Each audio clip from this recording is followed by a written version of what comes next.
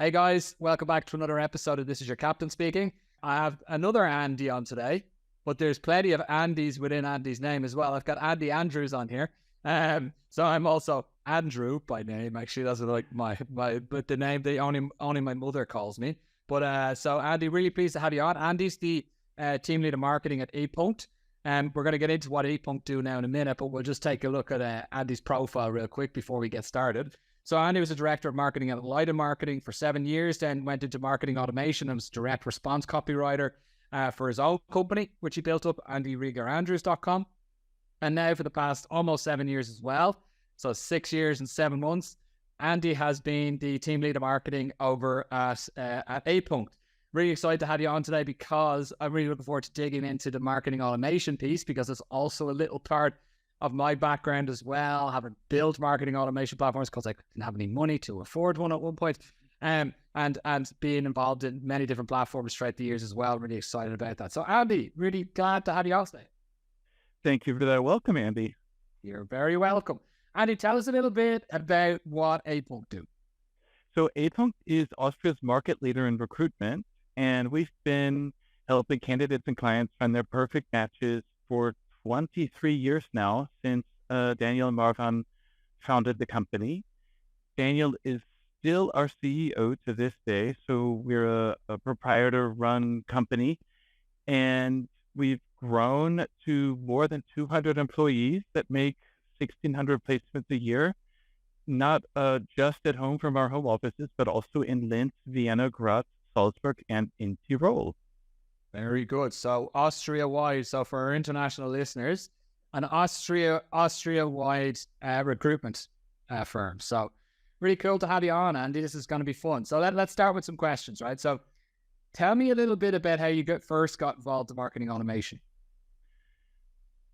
So I looked into this. It was almost exactly 12 years ago. In 2011, I was working with Teamlead Marketing, and we were just starting out with webinars. And I read this white paper by a guy named Rich Sheffron, I think, or Rich Sheffron. It was 50 pages long. I found it the other day. I was looking for this, and it was called Evergreen Event-Driven Marketing. And it was all about how you could record a webinar and then use marketing automation to run the webinar for every cohort, for every group of people who came in. So you do performance marketing to fill your list. You would do that permanently. And then every person would go through the webinar, and then based on whether they'd seen it or not, get different sequences of emails. And that, I read this report, it entirely blew my mind. And that was kind of how I got started. Interesting. Okay. Yeah. Tell me about it. What were the first? So you mentioned email marketing there. So all right, let's talk about webinars, right? So off the back of a webinar, you were able to put people into a certain stream or a certain cadence based on whether or not they registered and joined, or registered didn't come, or they registered last minute, whatever it might be, right? Based on everybody's actions, you were then able to put them into the right place. And I remember a time, by the way, if you're going back 12 years or whatever, when the first webinar software was coming out, which was also super clunky, which was like, what were we using early on? It was like GoToWebinar and stuff was probably like my, like which was probably like, if I go back to maybe 2010, we go back that far. I think GoToWebinar was probably around then, WebEx maybe. Well, I think we used, I strung together GoToWebinar with Aweber, which is, I mean, I don't know how it is now. Back then, it was a super, super basic email newsletter tool. So you could either send broadcast emails, or you could send a fixed, I forgot what it was called, just a fixed script sequence. And somehow I strung the whole thing together so that we could bump people from one list to the other, but you had duplicate contacts because every list created a new contacts record. It's wild to me that I did that. So the amount of time that we wasted back then, it like I when you're talking about those things, like the amount of time that was wasted into hacking, tools to work with one another. Like we were like back then, Zapier didn't exist, right? So like, so it was like, if you wanted two tools to talk to one another, you need to find a way in which to enable that. And it was normally through a marketer, downloading a list from one and uploading it into another. Mm-hmm. And I remember early on, like I was using Marketo back in the early days. So 2010, Marketo, which is now, as far as I know, being sunsetted by Adobe, or is it Oracle? Adobe or Oracle, I don't remember. They are after being sunsetted now to say, okay, we're not going to be investing in Marketo any longer. Yeah. But and I remember there was, at that point in time, they had just introduced an integration between GoToWebinar and Marketo.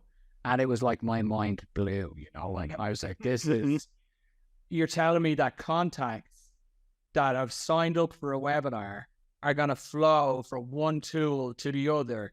The landing page, etc., is all done on GoToWebinar, but you're telling me anybody who fills out that form will go across. They're like, yeah, and we could do it within 24 hours. And I'm like, oh, within, yeah, that reminded me. So we sold this online course with, I guess through Aweber or through newsletters. It was really cheap. So you could just sell it with email without a webinar. And the shopping cart was called One Shopping Cart, but it wasn't linked together with Aweber. So at the end of the purchase sequence, or the end of the purchase flow, people saw a landing page that said, thanks for signing up. Fill out your email address right here so that we can send you the course materials, which of course, I don't know, 50% of the people didn't do. And so we had to contact everybody manually and say, hey, did you sign up? Did you get the thing you paid for? no. Wow. Disaster. So I was like, but did people get back to that email afterwards? Did you get it? Sometimes they did, sometimes they didn't. And then at one point we hired somebody in the Philippines to call all of the new purchasers to make sure that they got it. Yeah, that's how we did that. Good gracious. Yeah. The things that you used to be able to get away with that you really can't anymore. Like it's like you would not get away with that anymore. That would you'd definitely get spanked for that nowadays. Yeah. Well, I don't remember exactly, but we probably put the names of the purchase. I'm just looking, trying to remember. I think we put the names and telephone numbers of the purchasers probably in a Google Sheet or a Google Doc, and then had somebody in the Philippines look at that. I mean, you can't do that anymore. Especially if it's a Germany or Austria market, you're going to be killed. Yeah. That's a hangable offense, Yeah. Data protection. Yeah. All you need to say, that allegedly happened. Allegedly. Yeah. Allegedly, you put everything into an Excel file, because it probably wasn't Google Sheets back then anyway, because I'm not even sure when Google Sheets came in. I honestly can't remember, but I do remember, I think, or maybe we gave our virtual assistant the password to Aweber. I can't remember, honestly. Oh, SecOps are having heart attacks now as well. Yeah. Virtual assistant. Oh God, access to system tools. Oh dear. Yeah, I know. So it was different times. It was really different times. Like it was similar for me in that we were doing, like, again, this was 2010, 2011, very early instance of Salesforce and Marketo working together. Mm-hmm. It was a mess, CRM generally are a mess, but it was even messier then. And you were trying to get salespeople to use a tool that had never even used a tool before necessarily. Right. So it's not like it is now. Like, let's fast forward like 15 years almost, in that most sellers, if not all sellers, are used to using some form of CRM tool. Now, do you still need to whip them? No. Exactly.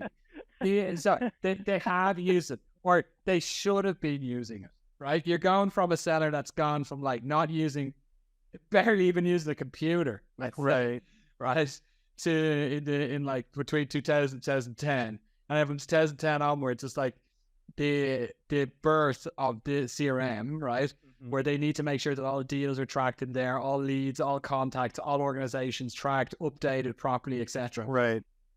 And so you can imagine the type of change management that needed to go into that organization when we were there trying to implement Salesforce as a CRM, right? Yeah. Oh, completely. And then also at the same time, trying to send them those early intent signals, right? Of like first party intent data from that was coming from Marketo. Hey, somebody has filled out a form on your website. Somebody's downloaded an ebook, or this company, somebody from this company has visited your website, or based on the tracking cookie being placed on their machine, which was doable back then even, right? Yeah, back then that's no problem. Yeah. But it's almost funny because, okay, like there's one part about usage of CRM, etc. But that data, actually, now that I'm talking about it, the data around what, like that intent data, let's call it intent data, like certain people from certain companies visiting websites and then automating that so that it gets in front of sales and then sales being able to do something with it. It's a lovely thought, right? It sounds, oh, wow, they can really do stuff with this. But in the majority of organizations that I've worked with, they're like, I have no idea what Right. Yeah. with this. Do you have any experience in that at all? What are your thoughts around like packaging data so that it actually be used properly by a sales team, for example? Honestly, our focus is really, really heavily on the B2C side. So we focus more on candidate marketing, and for the sales team, it's not actually I guess it's an automated, I don't know. My favorite thing that we do on the B2B side is a print to web campaign where we research the people we want to contact and then send them a photo and a postcard with a personalized URL. So it says there's only one.com/Roman Sturga, and then they put in the URL and then they come into a dialogue site and then click through, and then we can look at their intent that way. But in terms of packaging data for sales, I honestly have not been super successful with that because our CRM data is kind of maintained by the sales team, and in the marketing team, we were in a different tool, and we're just now starting to kind of put that together. What's your stack looking like right now, Andy? Like, what are you using from you just mentioned marketing and sales tools? So the CRM, what CRM are you using? So we moved to HubSpot last year. We were using Entreport before that, which is a smaller automation tool. They're based in Santa Barbara, California. Entreport loved the team there. I was in Santa Barbara years ago and met them. Really cool people, but they are mostly focused on the US market. And with all of the problems with Privacy Shield and all that jazz, we realized we needed to move to a tool that had a focus on the European market. So we moved to HubSpot last year from Entreport mostly for B2C marketing and also B2B a little bit. And then as a recruitment company, we have an applicant tracking system, which is kind of the backbone of the business, and also our leading system, and it's called Otis. It's a Dutch tool, and we moved to that last year. And so right now our sales team is using Otis as their CRM, and the marketing qualified leads are in HubSpot, and the sourcing qualified leads. So we have on the B2B side, you have sales, and on the B2C side, we have sourcing before the recruiters come in. And so the sourcing qualified leads come in through HubSpot. Got it. Are both of those systems talking to one another, or Otis and HubSpot talking to one another, or are they both separated systems? They are. We had to build the interface ourselves, but it's working pretty well. Obviously it takes a while before things start to work really well. And then there's the sort of the tricky stuff, like, okay, Otis is the leading system, but it's easier for everybody to work in HubSpot. And it's also easier to get people's responses in HubSpot because they can just fill out a form. They don't have to log in. And so that's been an interesting thing that we've been doing the last couple of weeks, is figuring out how to capture answers from candidates in HubSpot and get that information into Otis in a way that's understandable for the sourcing team, which is actually what you were talking about. So we're not giving data to sales so much as sourcing, but it's been tricky. We've tried a lot of things that haven't worked. Yeah, you're trying. So you're trying to. Basically, what you're trying to do is you're trying to amalgamate all of the data that you have into one source of truth, right? Which is tricky because I've been in a similar position to you. I've worked with an organization that has this recruitment element to it, right? So they do software, but they also do recruitment, okay? For executive assistants. Okay, it was a company that I worked with for a year or two. Still a shareholder there. Whenever. Anyway, they try to build everything in HubSpot. So what they try to do is the entire the applicant experience, right? They tried to Right. make that available through HubSpot with certain automations and such that were built. HubSpot's just not built for that, right? So No, because you no. can't build a portal for people to change their own data. It's just that it's not built for that. And how is so? Let's focus in then on like the bridge that you've had to build then between Otis and HubSpot. How challenging has that been, if at all? What have been the challenges that you've run into? We're using a middleware to do that. And the first kind of tricky things that we ran into were we built it in the sandbox, and then we put it on the live system, and then we kind of didn't do anything with it because the different teams were just focused on different stuff. And so we didn't want to kind of, can you say half-assed on a podcast? Yeah, you can. You can say shoot it once. That's right. We didn't want to do some half-assed things, so we wanted to do something really smart. So we put together a program and we're ready to go.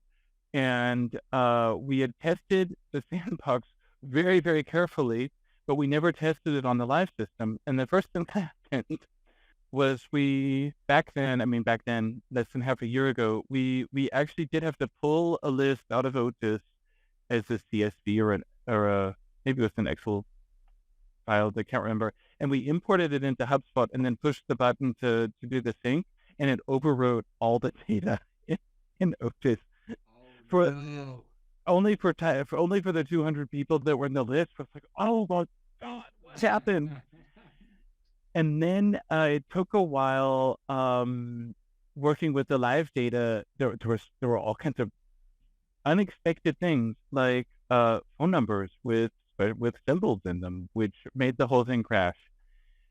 So that was kind of tricky at first, but it's working pretty well now. It helps that the documentation for the HubSpot API is really, it's so clearly structured that even I can understand it, and I'm not really a developer. And so that's working pretty well. What's sometimes a little tricky on the other side is that it's not always easy to find the endpoints for the API or to know exactly what the field actually does in Otis. But we're learning really fast. That's good. I mean, just when you mentioned there the overriding of data, oh, that gives me shivers down my spine. Like just things like that. These was only 200 contacts, right? That's yeah. But we were able to do a rollback, so that was good. Oh, thank God for rollbacks. Oh man, like that's this is it ran into a similar situation not too long ago about with an integration between HubSpot and Salesforce. And wanting to move to an account-based model rather than a contact-focused model, and then having to make rollouts there. We did it. The sandbox worked out okay.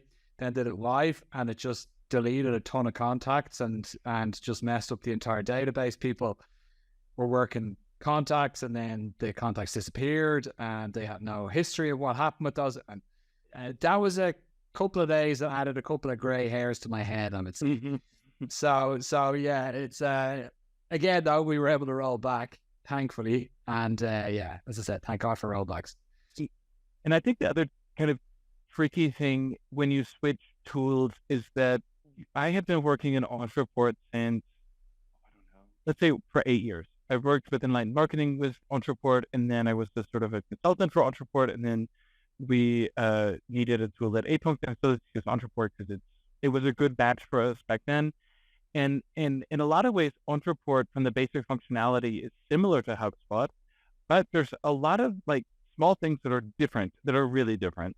Like the company object in HubSpot works completely differently than the company object in Entreport, which is something you don't realize when you're planning, and then you start to use the tool and you're like, wait, what's happening?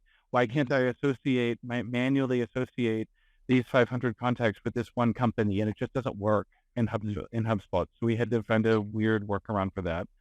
Or the triggers are different in the workflows, in the automation flows. Like in Entreport, you can have multiple triggers and that then sort of come together, like start at the top with multiple triggers that come together. In HubSpot, you can only put one at the very top, and that's just different.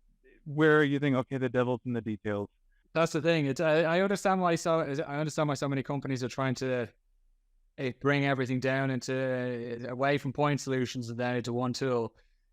The issue is that HostFul wasn't built to solve all the needs.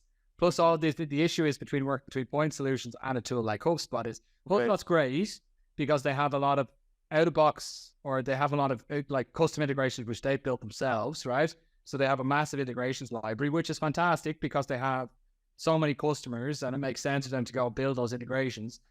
At the same time, as the great thing about HubSpot is as well, if they don't have a HubSpot built integration, you're likely to find something on the likes of Zapier, right? You know, which somebody else has built and then documented. Now, with the documentation can be a bit questionable, but it could somehow work.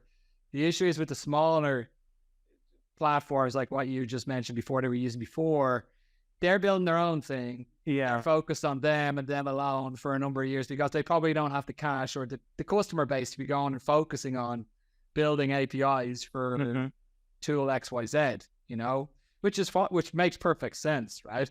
At some point in the journey for a tech company, they typically say, okay, let's put a focus, or let's make it an OKR to focus on more integrations.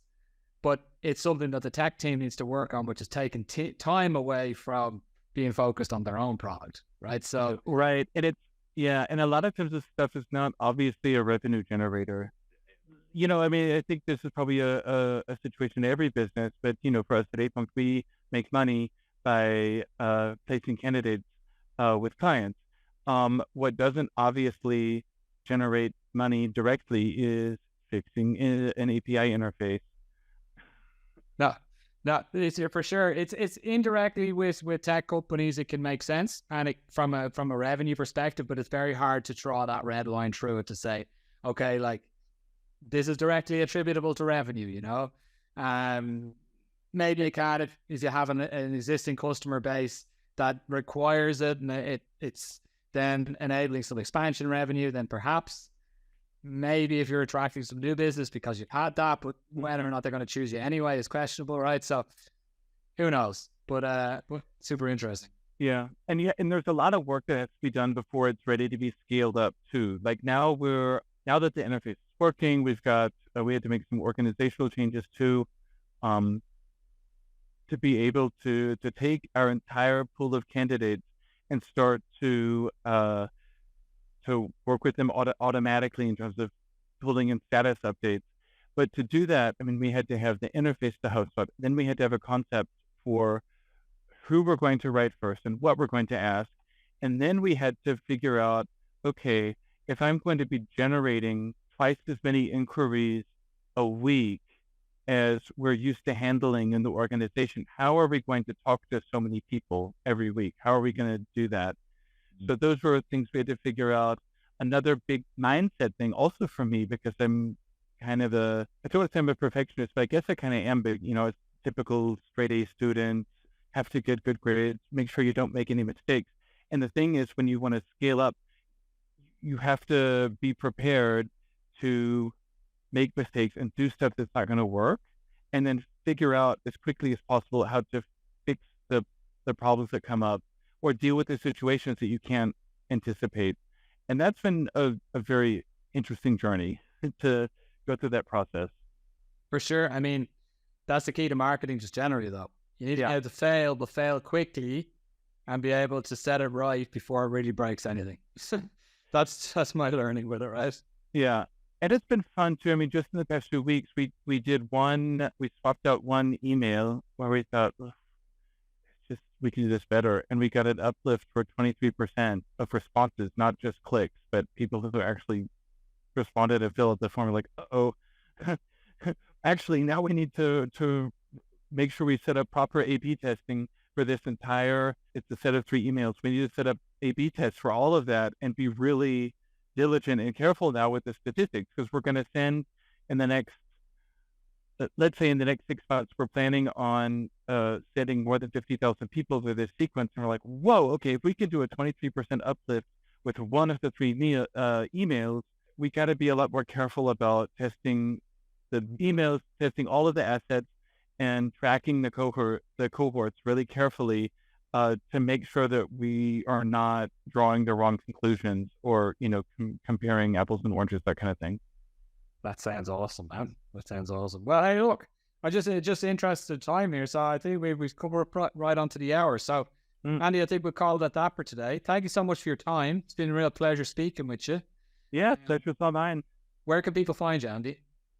My favorite place to be found is at the epunkt website or at LinkedIn. Perfect. We'll add all the details in the description of this. Andy, thanks so much again for your time. It's been a real pleasure. And look forward to speaking again in the future. All right. Yeah, you're welcome. Take care. Thanks so much. Guys, this has been another episode of This Is Your Captain Speaking. Look forward to more content over the next couple of weeks. Thanks, Andy. Thanks, Andy.